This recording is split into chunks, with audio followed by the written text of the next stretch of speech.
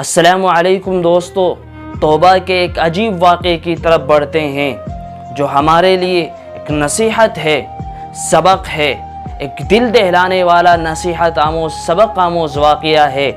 بصرہ میں ایک انتہائی حسین و جمیل خوبصورت عورت رہا کرتی تھی۔ لوگ اسے شعوانہ کے نام سے جانتے تھے۔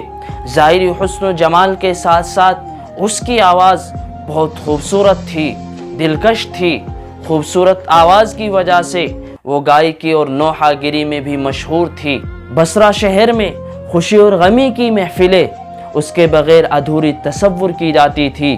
یہی وجہ تھی کہ اس کے پاس بہت سا مال و دولت جمع تھا۔ بصرہ شہر میں فسق و فجور کے حوالے سے اس کی مثال دی جاتی تھی اور اس کا رہن سہن امیرانہ تھا۔ بیش قیمت لباس زیب تن کرتی تھی اور گراں بہار زیورات سے وہ بن سور کر رہتی تھی۔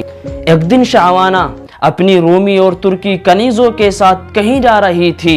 ان کا گزر حضرت صالح علیہ الرحمہ کے گھر کے قریب سے ہوا۔ حضرت صالح علیہ الرحمہ اللہ تبارک و تعالیٰ کے برگزیدہ بندوں میں سے تھے۔ آپ زاہد تھے، عابد تھے، باعمل عالم دین تھے۔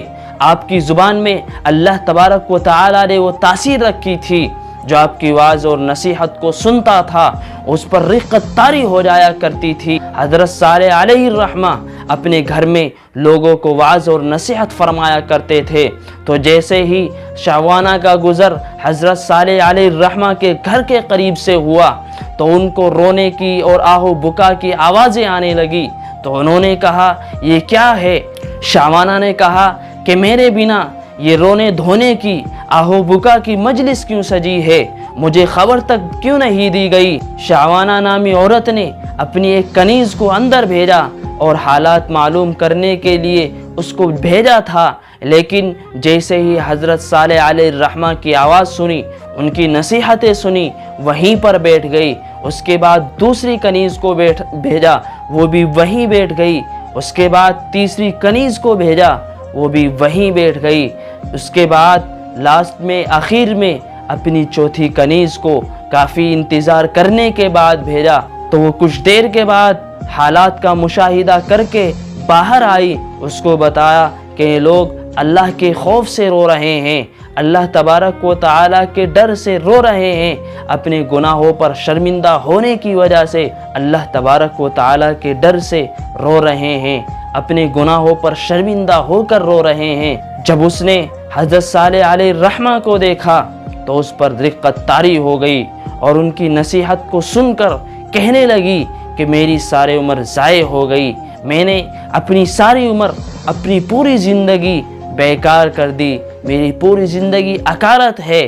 شعوانہ نے حضرت صالح علیہ الرحمہ سے سوال کیا تو کہنے لگی، کیا میرے گناہ معاف ہو سکتے ہیں؟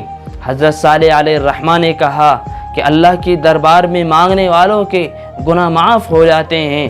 اگر شعوانہ نامی عورت بھی اللہ کے سامنے ہاتھ اٹھا کر اپنے گناہوں کی بھیک مانگے تو اللہ تبارک و تعالیٰ اس کے گناہ بھی معاف کر سکتے ہیں، تو آپ کیا ہیں؟ آپ کے بھی گناہ معاف ہو سکتے ہیں۔ تو شعوانہ نے کہا کہ میں وہی شعوانہ نامی عورت ہوں جس کی لوگ گناہوں سے مثال دیتے ہیں۔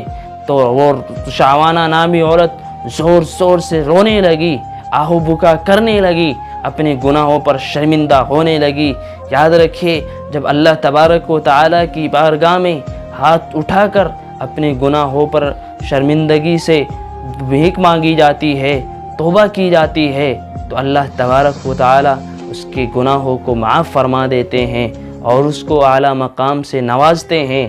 اس لیے اللہ تبارک و تعالیٰ کے دربار میں بھیک مانگے، ہاتھ اٹھا کر اپنے گناہوں کی بھیک مانگے۔